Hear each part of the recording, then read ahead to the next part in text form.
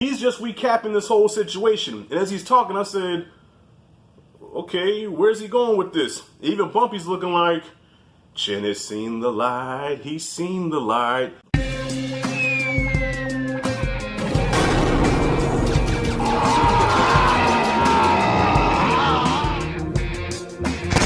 Alright, y'all. Godfather Harlem, Season 2, Episode 4. I believe the name of the episode is Club Geechee. And right off rip, Vincent D'Onofrio's Chin is the MVP of this episode. Alright, going into spoilers here, obviously.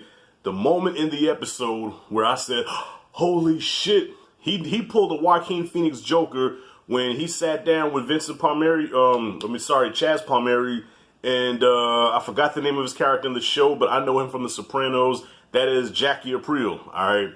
So they're sitting down with these bosses to discuss what they're going to give them, even though Bumpy and Chin was the ones that put this shit together. They teamed up, they joined forces, making more money than they ever made, and now the mafia, the family, with the families, plural, wants a piece of that shit. Ain't that some bullshit?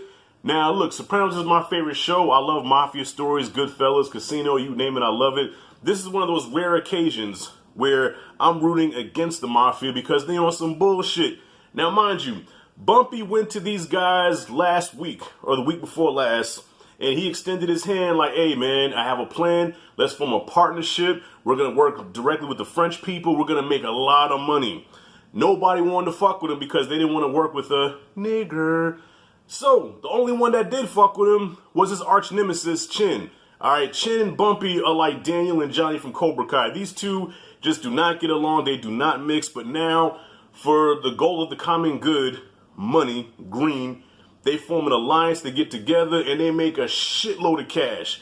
And now the family see that and they want a piece of it. Ain't that some shit? I came to you and you told me no, and now you're going to tell me what you're going to give me out of my operation? The balls on these people. I was getting pissed off watching this because I'm like, look here, man. No, the shit ain't right. And you're going to sit there and tell me how much you're going to give me, and this is my idea, my plan. Then you smile in my face and rub my face in this shit. And if I'm not mistaken, they were offering 5%. So the scene where Bumpy and them are sitting down at Club Geechee, and Chin is just sitting there just replaying the whole thing. Like, all right, so this is what you say you're going to do, right? This is what you know what, Bumpy, we had a good thing. We had a run. It's over with now. This is the right thing to do. This guy here who was my friend for 20 years, now he wants to come to me and tell me about, working with these families where when we first started doing this, he was nowhere to be found. And then this piece of shit, Bumpy, you came to him, to my Chaz Palmieri, you came to him and he rejected you. So he's just recapping this whole situation. And as he's talking, I said, okay, where's he going with this? Even Bumpy's looking like, Chin has seen the light, he's seen the light. Chin gets up, BOW! Blast Jackie Aprile in the head. I jumped up, I said, oh shit! Bumpy took the razor to Chaz Palmieri's throat and was like, if you tell the other families about this, you're dead, off with your head. That, I know, I guess I'm not covering the whole episode. That's just the main thing that got me because I was pissed off the whole time. Like, damn, the mafia could get away with anything. They could just take anything they want by force. And yes, I was getting offended because every time, you have somebody black come into power, somebody black that has their own thing, certain motherfuckers want to tax it. And I think you know what I'm talking about. Certain motherfuckers always want to tax it. They always want to take it down and get a chunk of it and leave you with the scraps. Not this time. Wrong. Bumpy and Chin wasn't going for it. I love this alliance.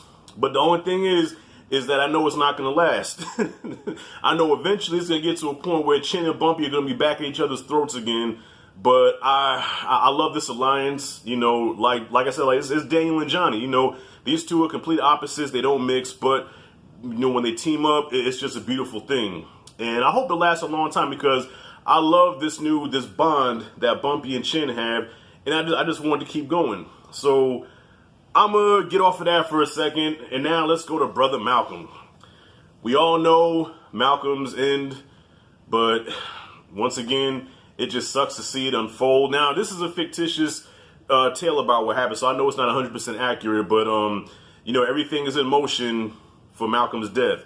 So The Nation has turned their back on Malcolm. The Nation has even threatened to kick Elsie. I think I said her name right finally this time. They threatened to kick Elsie out the Nation if she fucks with Malcolm. All right, but Elsie, you know, she's playing her card. She's saying, listen, I don't deal with Malcolm. That's in the past. My loyalties are to the Nation.